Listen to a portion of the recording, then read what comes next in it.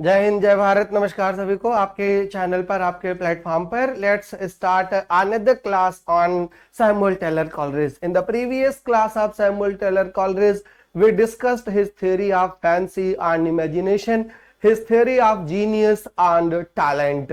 And in today's class, I'll be speaking on lectures on Shakespeare that was delivered by Samuel Taylor Coleridge between 1808 and 1819. Lectures on William Shakespeare by Samuel Taylor Coleridge.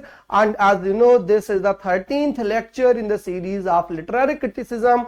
All the 12 lectures you have watched, you have appreciated, you have liked, you have shared, and the same you will be doing with this video also.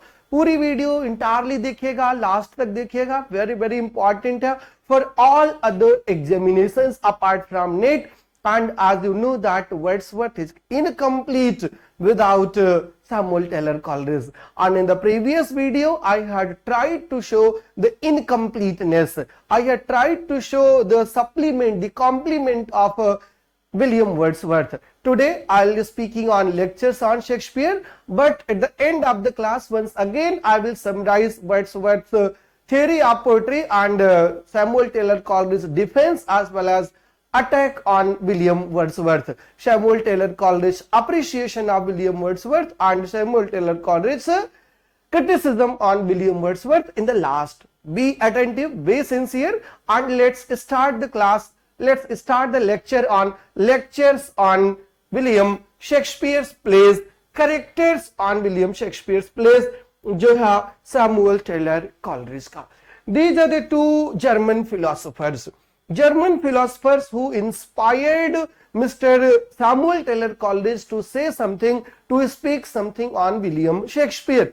Actually, in the neoclassical period, as you know, that Shakespeare was highly attacked by the French critics and a few English critics on the several grounds. One of the grounds, Shakespeare's extensive use of tragic comedy. Other grounds, Shakespeare never followed classical unity. Shakespeare was not classical. Shakespeare was experimental. Right? These were the grounds जिस पर Shakespeare was brutally, critically attacked by the neoclassical poets, by the neoclassical writers. Right? So in today's class, let's start what were French theories and how Samuel Taylor Coleridge defended them. Right? Them means Samuel Taylor Coleridge defended William Shakespeare.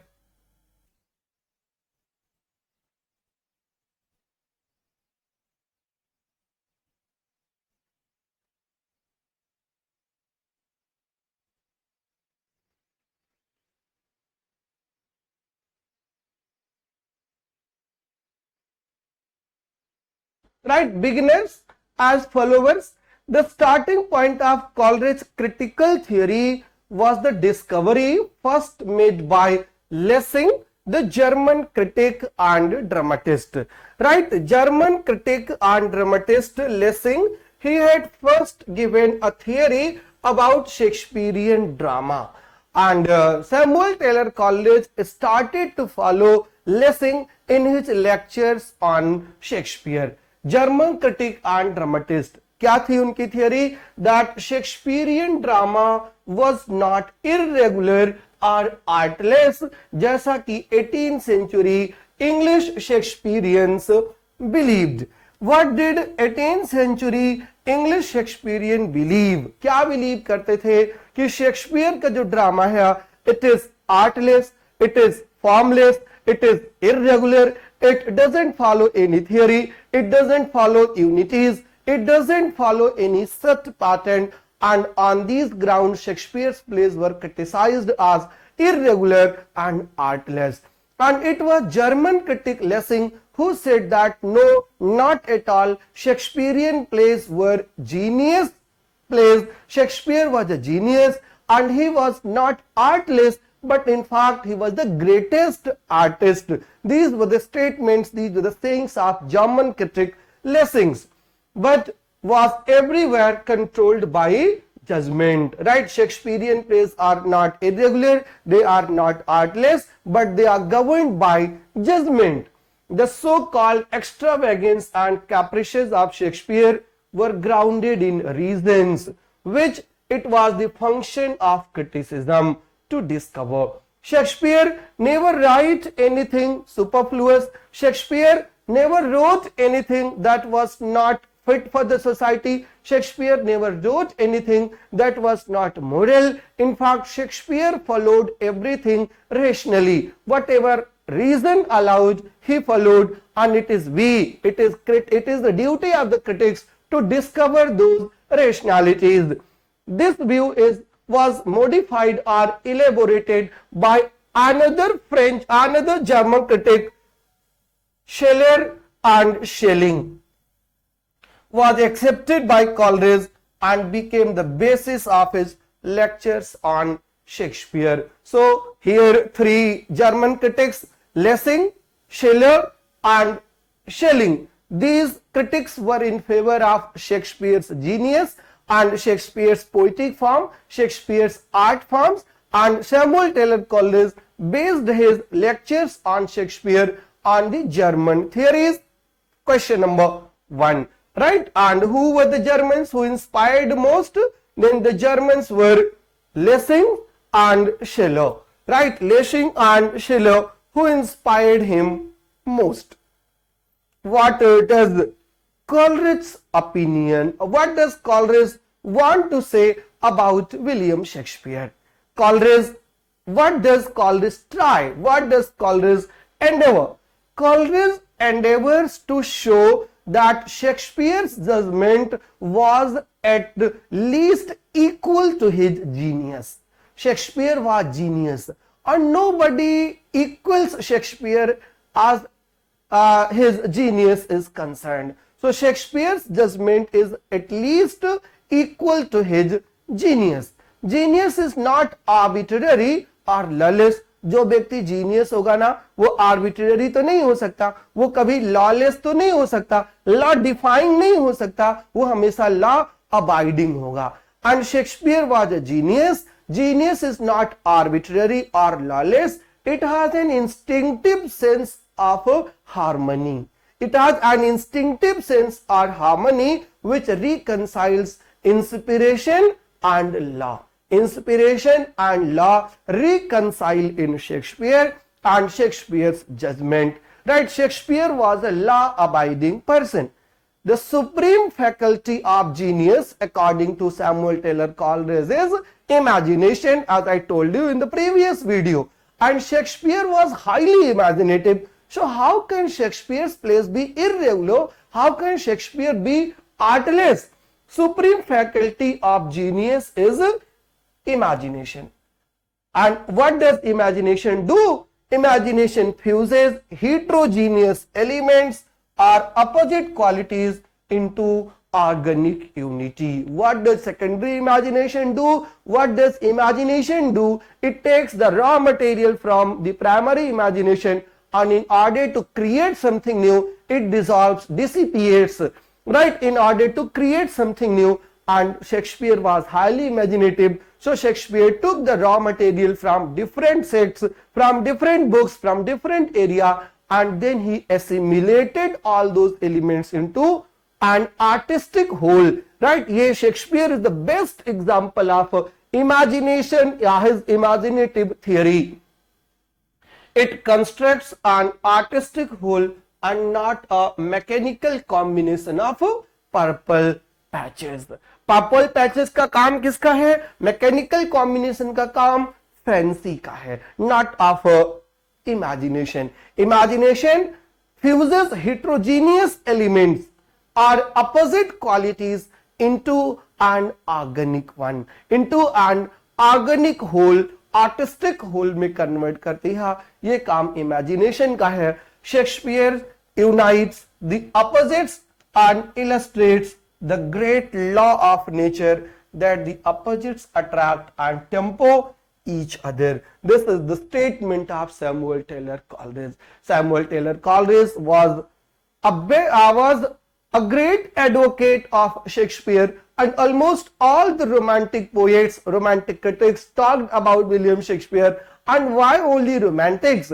No neoclassical critic left Shakespeare untouched. Everybody tried his hand, whether it was Devenant, whether it was Shakespeare, whether it was Pope, whether it was Louis Theobald, whether it was Dr. Johnson. Everybody touched William Shakespeare, and Shakespeare was such a milestone. Everybody tried to touch him, whether positively or negatively, right? Whether they appreciated Shakespeare or they criticized Shakespeare, but Shakespeare was not untouched in any age. And for Samuel Taylor Coleridge, Shakespeare was a genius. Shakespeare unites the opposites and illustrates the great law of nature, that the opposites attract and temper each other. Shakespeare never follows the laws made by human being, but Shakespeare follows the laws of nature. Shakespeare laws of nature को follow करते हैं, उसके follower हैं. Right? Genius cannot be lawless, and Shakespeare was a genius, so he abided the rules, abided the formulas, abided the concepts of nature. Accordingly, he combines tragedy and comedy. Shakespeare's tragic comedies were attacked by the French critics, and John Dryden defended Shakespeare's tragic comedies. Dr. Samuel Johnson defended Shakespeare's tragic comedies, and once again Coleridge defends Shakespeare's tragic comedies. He combines tragedy and comedy, which were kept severely apart by the classical dramatists. His defiance of the rules of classical drama did not mean that he was above rules. He had his own rules. Genius cannot be lawless, for it is even this that constitutes it genius, the power of active creatively under laws of its own organization. Shakespeare was a genius. Shakespeare cannot be law defying, and Shakespeare has his own rules, and Shakespeare followed that rules. Shakespeare didn't follow the classical pattern, but Shakespeare followed his own pattern. Shakespeare was a great poet, and the spirit of poetry, like all other living powers, must be necessity circumscribe itself with beauty. For Samuel Taylor Coleridge, what is poetry? Poetry is a species, and Shakespeare fits in the formula of Samuel Taylor Coleridge.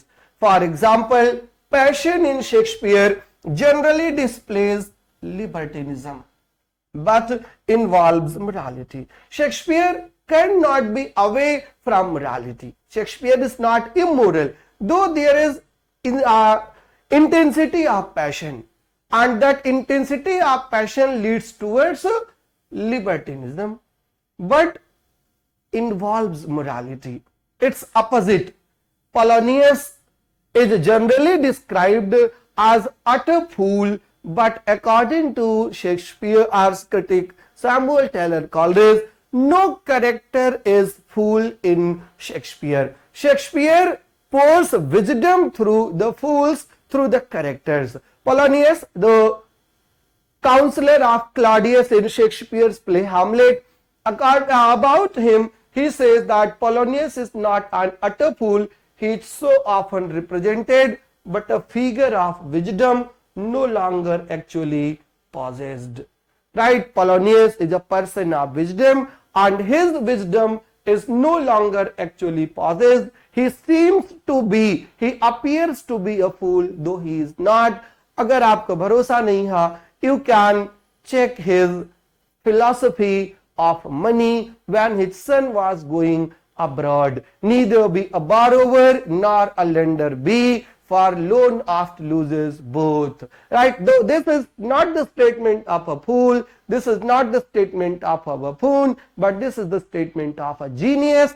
And Polonius was also full of wisdom, but people say that Polonius was an utter fool, and Samuel Taylor Coleridge doesn't agree with this idea. Alright, getting my point now? Basic जो contention है Samuel Taylor Coleridge का वो Shakespeare के characters पर है. So one by one the place that he has discussed, right, the place that are criticized or that are appreciated by Samuel Taylor Coleridge. I'll let you know each and every point in this video. That's why I said watch the video till the end. You will have number of questions cleared. In this way, Coleridge finds that in Shakespeare all the characters are strong. Who said that in Shakespeare all the characters are strong? Who said that in Shakespeare all the characters are strong? This might be a question in the upcoming examination. So this was Samuel Taylor Coleridge. Samuel Taylor Coleridge basically focused on Shakespeare's characters, and in his view no character is weak, whether it is Polonius, whether it is Fool in King Lear, whether it is Trachiston in As You Like It, whether it is another fool in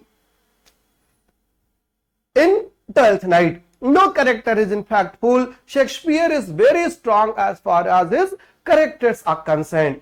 There are no absolute fools or villains. Hence, real folly and dullness are made by him the way the vehicles of wisdom, and he cites Dogberry as an example. जो real wisdom है, real wisdom is expressed through the mouth of villains, mouth of fools, जिसको आप सोचते हो. But in Shakespeare there is no absolute villain, right. Who अपाइंस?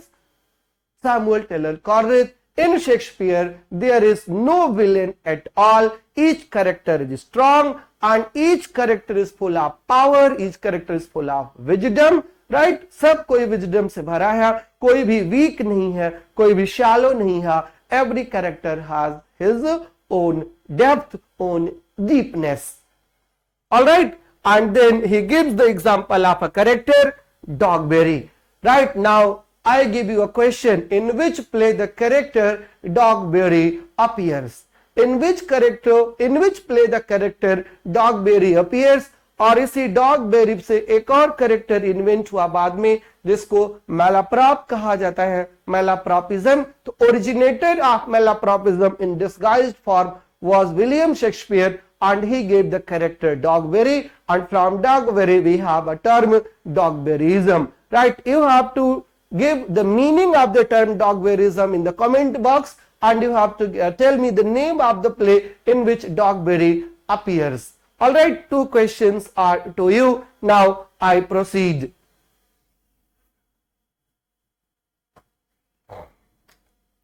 The lectures, as I told you, took place between 1808 and 1819. This is the question for UGC NET, right. 1808 and 1819. As well as Shakespeare, he spoke on variety of philosophers and literary subjects. Talking of Shakespeare, though, he focused on a handful of plays like Hamlet, The Tempest, Richard II, Othello, Romeo and Juliet, Love's Labour's Lost, and Macbeth. And within the narrative poems, he admired King Lear and Antony and Cleopatra, and he detested Shakespeare's Measure for Measure. He analyzed Shakespeare's The Rape of Lucrece and Venus and Adonis, and I had discussed these two poems in the previous lecture, right, of Samuel Taylor Coleridge as a critic. So I am not going to talk about his narrative poems today, right. Today's main focus is on lectures on Shakespeare, not the analysis of his poems. All right, so let's proceed. Dogberry बताऊंगा नहीं कुछ. Imagination versus senses. Was the Shakespeare imaginative? The Shakespearean drama appealed to the imagination rather than senses, and the poet acquires the right and privilege of using time and space obediently only to the laws which the imagination acts by. Shakespeare was the follower of imagination, and whatever law was prescribed by imagination, Shakespeare followed in toto. For Shakespeare, there was no law apart from his imagination, right. There is an statement about the play The Tempest. The Tempest is a species of drama, जैसे कि वो poetry को define करते हैं. For him the Tempest is a species of drama in which errors in chronology and geography, no mortal sins in any species are venial, account for nothing. The Shakespearean drama appeal to the imagination rather than senses. Right? The Tempest is a species of drama. Just remember this statement. It is very important. That's why I have mentioned it here, not once, twice, but thrice. And this shows the importance of this statement. The Tempest is a species of drama. This is the statement, universal statement by Samuel Taylor Coleridge. जितने भी criticism Shakespeare पर हुए हैं, अगर उनको सबको जलाकर खाक कर दिया जाए तो असली शेक्सपियर जो है हमारे पास वो बच करके आ जाएगा. Right? If all that has been written upon Shakespeare by Englishmen were burned in place of in the want of candle. सबको जलाकर खाक कर दिया जाए, merely to enable us to read one half of what our dramatist produced, we should be great gainers. If all the criticism are lost, if all the criticism are burned down and Shakespeare remains, half of the works of Shakespeare remains, then we would be a great gainers. We should be a great gainers. We should gain what? We should gain the real spirit of Shakespeare, the real announcement, the real pronouncement, the real theory of William Shakespeare. Shakespeare was such a poet who neither talked about the past, not talk about the future, not talk about the present, but Shakespeare is the poet who talked about permanent. Right, this is the statement once again by Coleridge. Shakespeare was neither the poet of the past nor the poet of the future, but Shakespeare is the poet of permanency. Shakespeare was the poet of eternity. Shakespeare was the poet for forever. उसके poet हैं Shakespeare. It is a mistake to say that any of Shakespeare's characters strike us as portraits. They have the union of reason, perceiving of judgment, recording, and of imagination, diffusing over all a magic glory. While the poet registers what is past,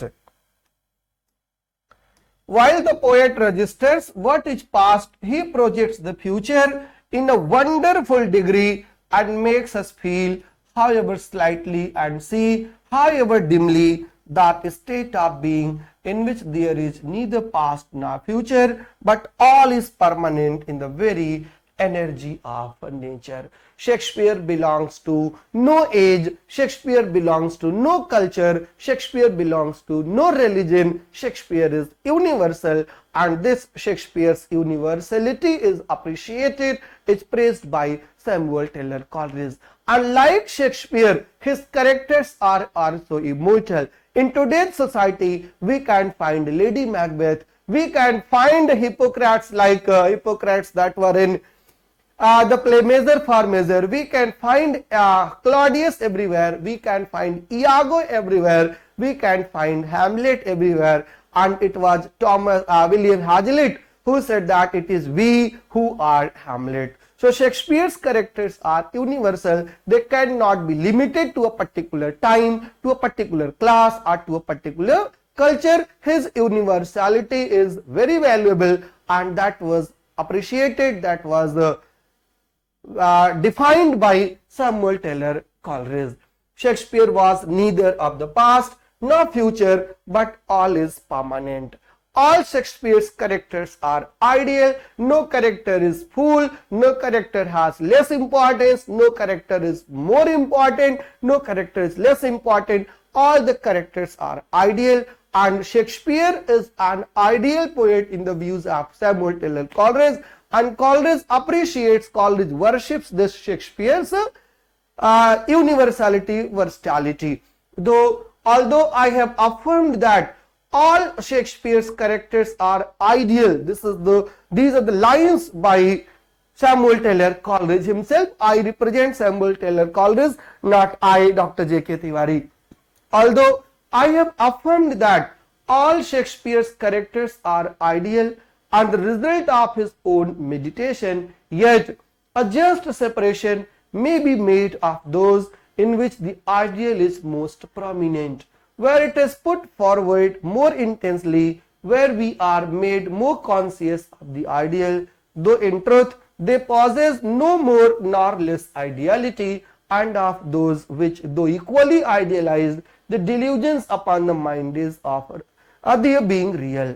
The characters in the various plays may be separated into those where the real is disguised in the ideal, and those where the ideal is concealed from us by the real. The difference is made by the different powers of mind employed by the poet in the presentation. If there is a little bit difference between the characters, between the ideality of the characters, so it is the mind of the poet, it is Shakespeare who hath done it intentionally, that they had not been created by mistake but by intention. ऐसा हुआ है.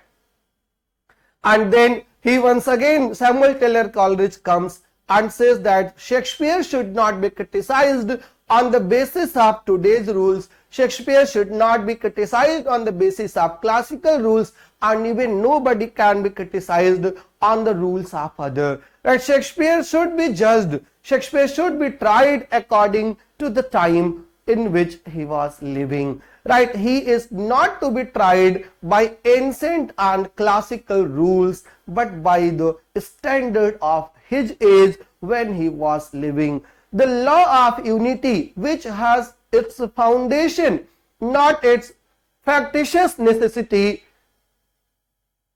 of custom, but in nature herself, is instinctively observed by Shakespeare. Shakespeare didn't follow the unity of time, unity of place, unity of action, but definitely Samuel Taylor Coleridge के according, Shakespeare followed the law of unity. Shakespeare followed the law of unity, which has its foundation in nature herself. Right? जो nature में है उसको follow करते हैं, classical rule को follow नहीं करते और करना भी नहीं चाहिए. What was the opinion of Dr. Samuel Johnson according in the context of the unities? Samuel Johnson said that Shakespeare followed the unity of action, and unity of time and unity of place are irrelevant, and they were the origin of French and Italian critics, not by the classical critics. And here Coleridge says that Shakespeare follows the law of unity, and that law of unity is of nature. And apart from the law of unity में है क्या? Then he talks about two unity, unity of feelings and unity of character. The unity of feeling pervades the whole of his play, and the unity of character pervades the whole of his drama. Two unities that Shakespeare follow, unity of feeling and unity of character according to Samuel Taylor Coleridge. Just remember, keep in mind, this question is highly important, very very important. Shakespeare follows unity of feeling and unity of character according to Samuel Taylor Coleridge. Means Samuel Taylor Coleridge doesn't talk about the unity of place, action and time. Samuel Johnson was talking about these unities, and according to Johnson, the new classical critic, Shakespeare followed unity of action extensively and beautifully, and the rest of the two unities were invented by Italian and French critics, so Shakespeare was not bound to follow them. And according to Samuel Taylor Coleridge, the unity of feeling and the unity of character are beautifully followed by William Shakespeare, and these two unities are the law of unities of nature. ये nature के law है, and Shakespeare was the nature poets. Right? Shakespeare nature के poet है, और इसलिए Shakespeare was bound to follow the human emotions, the human feelings, the unity of feeling and unity of character. All right. कोई confusion? So please, comment box is open. With him there were no innocent adulteries. He never rendered that amiable which religion and reason taught us to detest. He never clothed vice in the garb of virtue like Beaumont and Fletcher. His fathers were roused by ingratitude. His husbands were stung by unfaithfulness. His affections were wounded in those points where all may and all must feel. Right? तो ये statement है Samuel Taylor Coleridge का। His dramas do not arise absolutely out of someone extraordinary circumstances. The scenes may stand independently of any such one connecting incident as faithful reflections of men and manners. In his mode of drawing characters, there were no pompous descriptions of man by himself. His characters were to be drawn as in real life from the whole course of the play or out of the mouths of his enemies or friends. Shakespeare के जो characters हैं, characters never talk about himself or talk about themselves.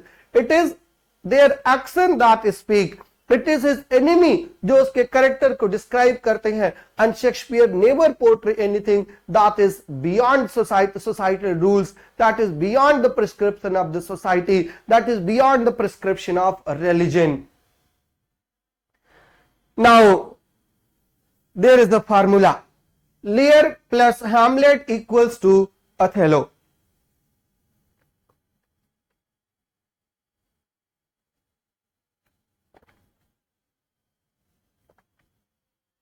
Lear is the most tremendous effort of Shakespeare as a poet.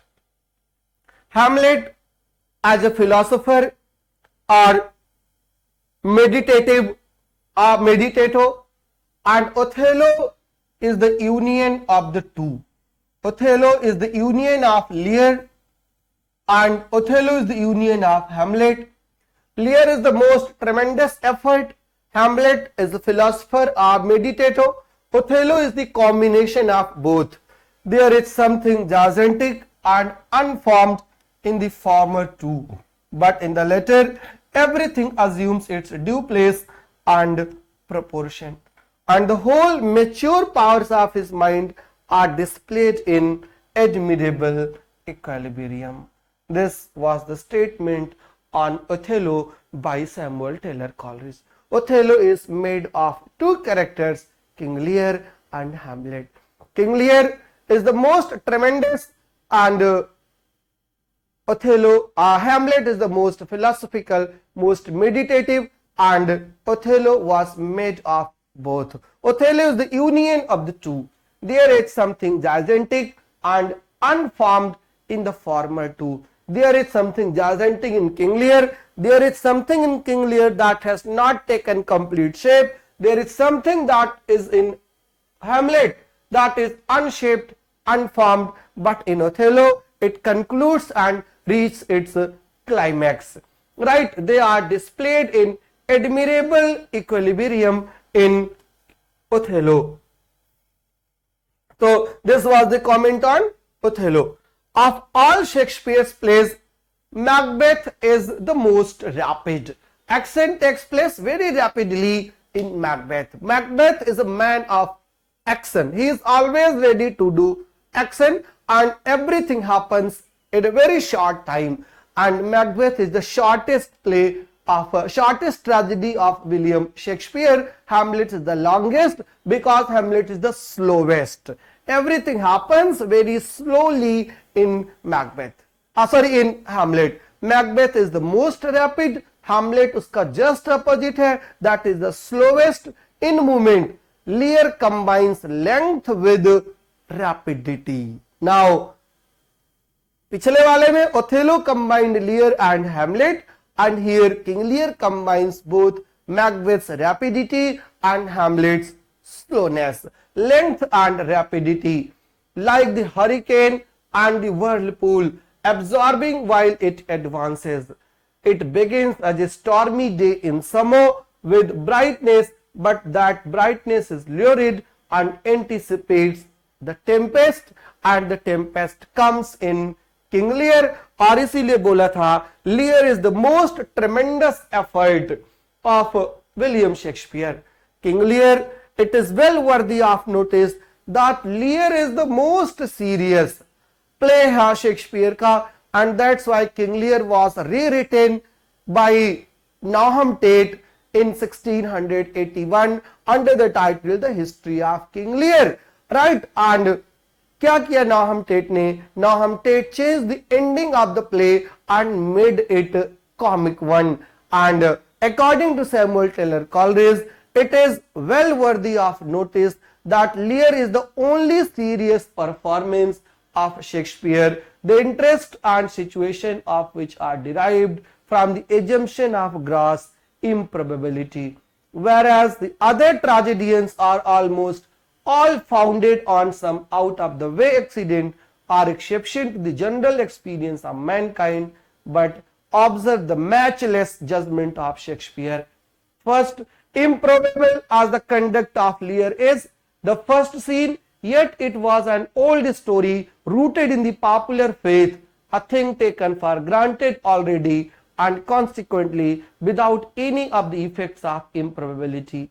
Second, it is merely the canvas to the characters and passions, a mere occasion, not perpetually recurring as the cause and since qua non of the incidents and emotions. King Lear is the most serious performance. King Lear is the amalgamation of most improbable things, and Shakespeare never followed, and Shakespeare has not followed even any critic, any parameter here, though the story was already there, but it was William Shakespeare who made King Lear King Lear. Shakespeare cannot be complimented only for comparison with himself. All other eulogies are either heterogeneous or flat truism. This he says about the appreciation of William Shakespeare. Shakespeare has been complimented by several writers, has been appreciated by several critics, several writers, and here he says Shakespeare can be complimented only by comparison with himself, means Shakespeare is incomparable. Nobody can be compared with Shakespeare. You can Shakespeare with Shakespeare only, there is no one, right? So eulogies लिखे गए हैं. Eulogies क्या होता है? Appreciation, panegyric. They are either heterogeneous in relation to Milton, Spenser, etc., or flat truism to prefer him to Racine, Corneille, and even his own immediate successors, Fletcher, Messengers, etc.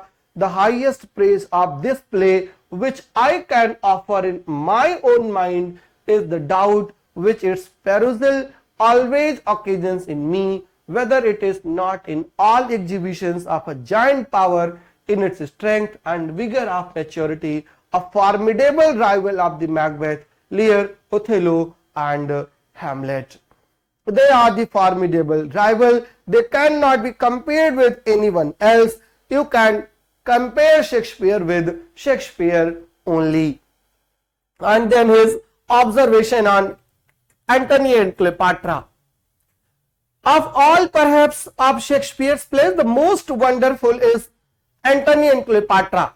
There are scarcely any in which he has followed history more minutely. Right, Shakespeare wrote many historical plays, many history plays are based on Roman history, like Julius Caesar, Antony and Cleopatra, Coriolanus, or the history plays based on English kings like King Henry IV, King Henry V, King Henry VIII, right, Richard. तो बहुत सारे historical plays लिखे हैं, but according to Samuel Taylor Coleridge, it is only Antony and Cleopatra that follows history very closely, जो उसको closely follow करता है. There are scarcely any in which he has followed history more minutely, and yet few even of his own in which he impresses the nation on the notion of a giant strength so much, perhaps none in which he impresses it more strongly.